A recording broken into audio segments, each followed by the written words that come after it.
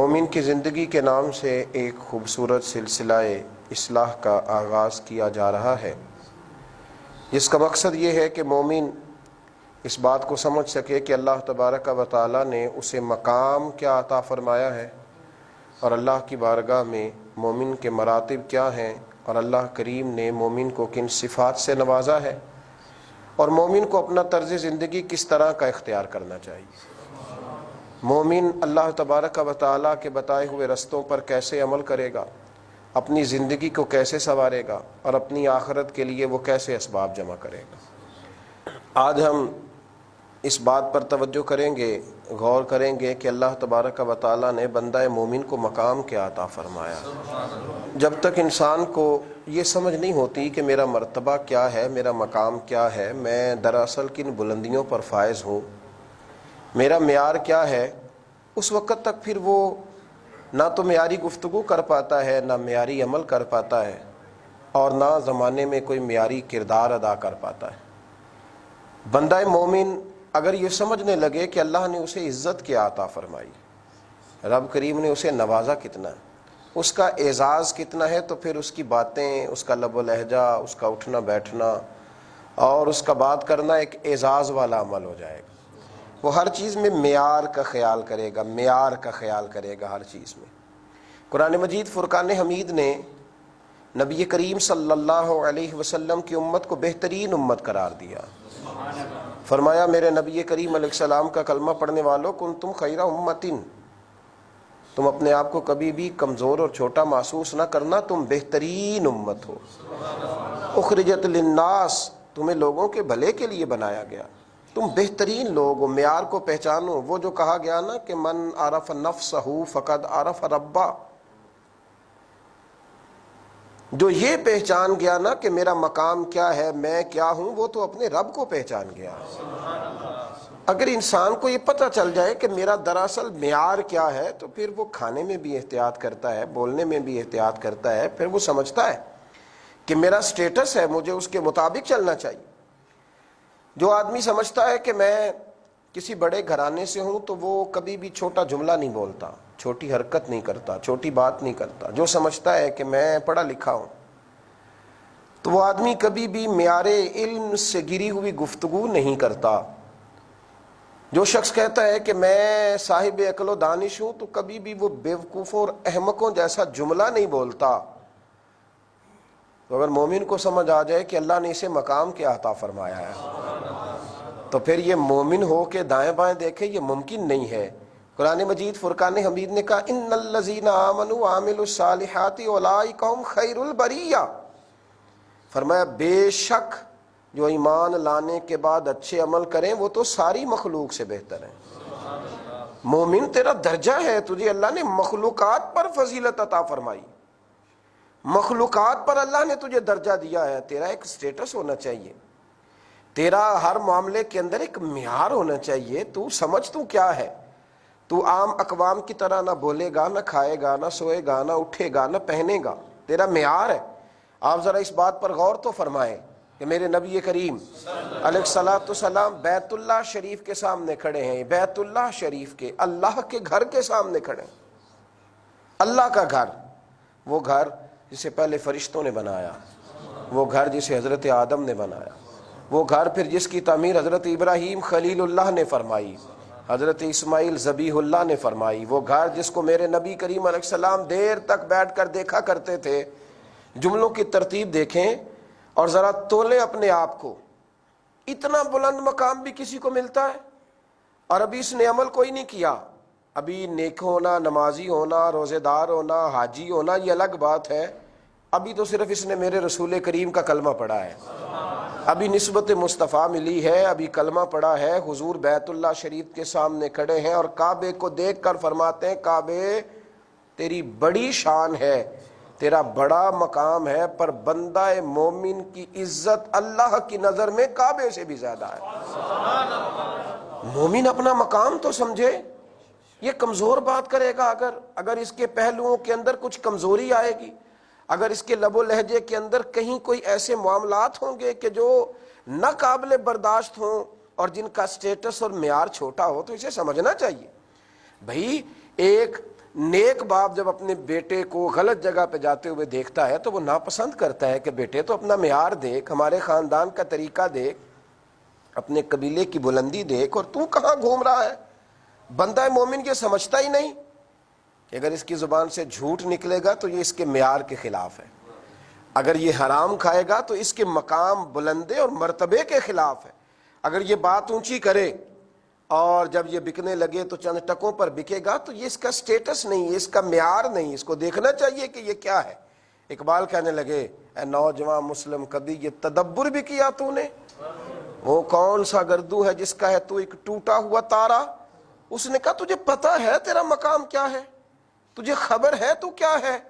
بندہ مومن تو عام نہیں ہے، تو محمد عربی کا کلمہ پڑھنے والا ہے، تو رسول اللہ کا غلام ہے، تیرا ایک معیار زندگی ہونا چاہیے۔ تو چھوٹی بات کرتا ہے، کمزور بات کرتا ہے۔ میرے نبی کریم صلی اللہ تعالی علیہ وآلہ وسلم نے ارشاد فرمایا میرے مومن کو تو اللہ نے یہ مقام عطا فرمایا ہے، میرے مومن کو اللہ نے یہ درجہ دیا ہے کہ یہ بھی نیکی کا ارادہ کرتا ہے، رب اسے نیکی کا اجر عطا کر بھی دیتا ہے۔ اور محبوب کریم فرمانے لگے جب یہ نیکی کر لیتا ہے تو پھر اللہ فرشتوں سے فرماتا ہے اس نے کی ایک ہے، تم نے لکھنی 10 ہیں، اس لیے کہ یہ مصطفیٰ والا ہے، یہ محبوب والا ہے، یہ غلامی والا ہے، یہ کالی زلف والے محبوب کی غلامی اور گدائی کا دعویٰ کرنے والا ہے۔ اس کا ایک معیار ہے، ایک سٹیٹس ہے، ایک بلندی ہے۔ مومن کو یہ جاننا چاہیے کہ دیکھیں نا، مجھے کسی شخص نے کہہ دیا کہ آپ میرے گواہ ہیں، میری جماعت میں ہیں، تو اگر اس آدمی کا کچھ معیار ہے تو میں لوگوں کو بتاؤں گا کہ فلاں عالم نے، صوفی اور درویش نے مجھے کہا ہے کہ آپ میری جماعت کا حصہ، مجھے فلاں بلند پایا آدمی نے کہا ہے کہ میرا اور آپ کے کا کوئی رشتہ ہے، کوئی تعلق ہے۔ جو حدیث پاک بخاری مسلم سے پڑھنے لگا ہوں ذرا غور فرمائیے۔ حضرت عمر فاروق رضی اللہ تعالیٰ عنہ فرماتے میں بھی کھڑا تھا، محبوب کریم علیہ السلام کی بارگاہ میں کچھ اور صحابہ بھی کھڑے تھے، ایک جنازہ گزرا، جنازہ اٹھانے والوں نے انتقال کرنے والے کی تعریف کی تو حضور نے فرمایا واجبات، اس پر واجب ہو گئی۔ تھوڑی دیر کے بعد پھر ایک جنازہ گزرا تو لوگوں نے کہا بڑا برا آدمی تھا، یہ جو انتقال کر گیا ہے یہ شریر تھا، یہ لوگوں کو تکلیف دیتا تھا، بد اخلاق تھا، بوجھ بنتا تھا لوگوں پر۔ حضور نے فرمایا واجب ہو گئی۔ جناب عمر فاروق رضی اللہ تعالیٰ عنہ عرض کرنے لگے یا رسول اللہ صلی اللہ علیہ وسلم، جو اس نیک تھا اس پر بھی واجب ہو گئی، جسے لوگوں نے برا کہا اس پر بھی واجب ہو گئی، جس کی تعریف کی گئی اس پر بھی واجب ہو گئی، جس کے بارے میں لوگوں نے جملے صحیح نہ کہے اس پر بھی واجب ہو گئی، تو کیا واجب ہو گئی؟ تو نبی کریم علیہ الصلوۃ والسلام نے فرمایا جسے تم لوگوں نے اچھا کہا تو اس کے لیے میں نے کہہ دیا کہ اس پر جنت واجب ہو گئی، اور جس کو جنازہ اٹھانے والوں نے برا کہا میں نے کہہ دیا کہ اس پر جہنم واجب ہو گئی۔ ایک جملہ کہا یہاں میرے نبی کریم علیہ الصلوۃ والسلام نے، ایک جملہ کہا، فرمایا انتم شہداء اللہ فی الارض، مومنو تم زمین پر اپنے رب کے گواہ ہو، تم اللہ کے گواہ ہو، اللہ کے گواہ۔ یار کمال بات ہے کہ میں اور آپ وہ لوگ ہیں کہ جن کی گواہیوں پر رب فیصلے فرماتا ہے، جن کی گواہیوں پر رب فیصلے فرماتا ہے۔ قرآن مجید کا دوسرا پارہ کھول کر کے دیکھیے گا، صبح قیامت اللہ نبی کریم علیہ السلام کی امت کی گواہیاں پچھلی امت کے حق میں قبول فرمائے گا۔ مومن ہو اور یہ اپنا معیار نہ جانے، اسے خبر ہی نہ ہو کہ میرا مقام کیا ہے۔ انتم شہداء اللہ فی الارض، فرمایا تم زمین پر اللہ کے گواہ ہو، تم گواہ ہو زمین پر اللہ کے۔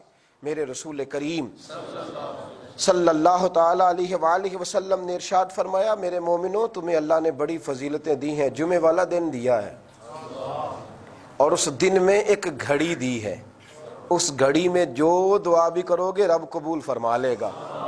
فرمایا میرے مومنوں اللہ نے تمہیں رمضان کا مہینہ دیا ہے، نفل نماز پڑھو گے تو اللہ فرض کے برابر ثواب عطا کرے گا، فرض ادا کرو گے تو اللہ 70 گنا اجر عطا کرے گا۔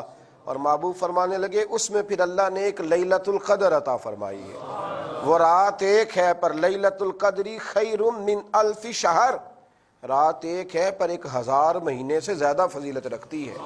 یہ اعزازات ہیں، اس امت کے یہ درجے ہیں، اللہ نے انہیں عظمتیں عطا فرمائیں، انہیں اللہ نے بلندیاں عطا فرمائیں۔ ہم باتیں سنتے ہیں پر ان کے معیار تک نہیں جاتے۔ امام راضی نے لکھا ہے کہ امت مسلمہ وہ شان والی امت ہے جن کے تذکرے اللہ نے زبور اور تورات اور انجیل میں بھی بیان فرمائے.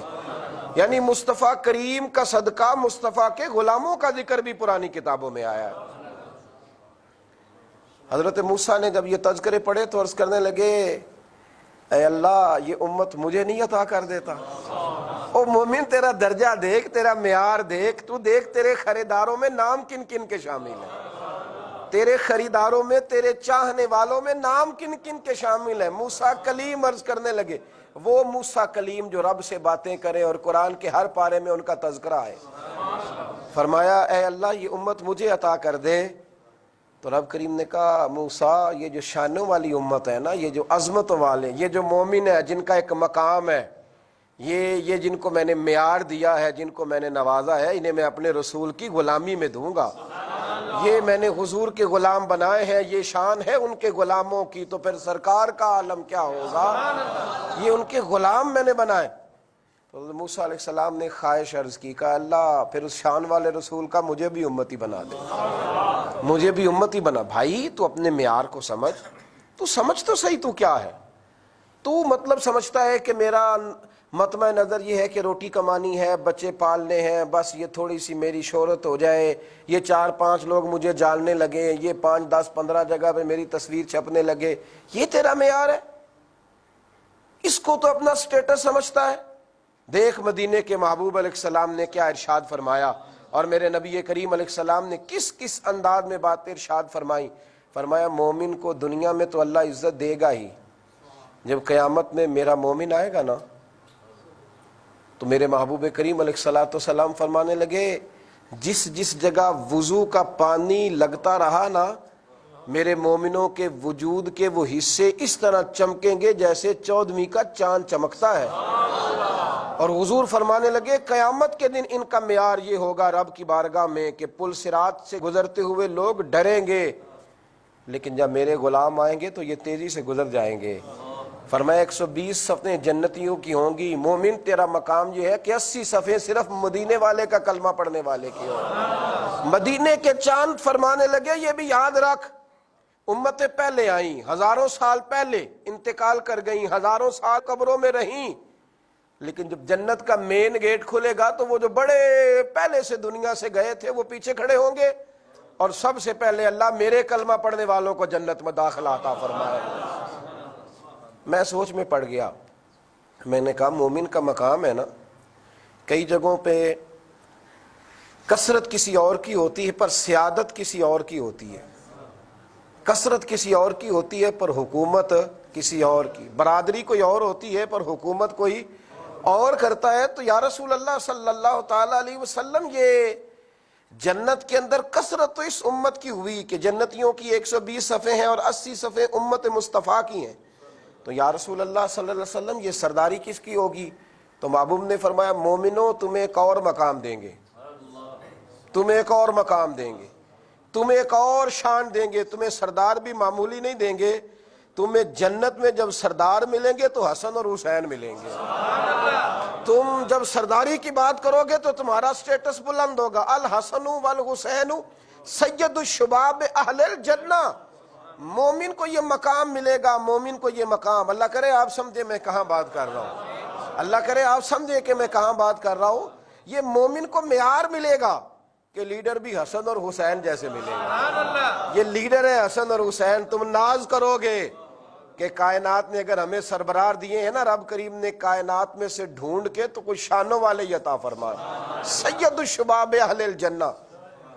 خواتین سوچ سکتی تھیں کہ یہ تو جنتی جوانوں کے سردار ہیں، تو محبوب ہمیں کیا ملے گا؟ فرمایا تمہاری سرداری میری لخت جگر سیدہ فاطمہ الزہرا کریں گے، سیدۃ النساء اہل الجنہ. تمہارا ایک مقام ہے بھائی، مومن کا ایک درجہ ہے، مومن کا ایک وقار ہے اللہ کی نظر میں، ایک ایک اس کا احترام ہے، اس کا ایک اعزاز ہے. میں سوچنے لگا کہ مومن دنیا میں شان یہ ہے کہ تھوڑا عمل کرتا ہے زیادہ اجر پاتا ہے، دنیا میں شان یہ ہے کہ اس کی عزت کعبے سے بھی زیادہ ہے، دنیا کے اندر یہ مقام ہے کہ یہ جنت میں بھی سب سے پہلے جائے گا. تو یہ بس اپنے لیے ہی سارا کچھ کرے گا یا کسی اور کے لیے بھی؟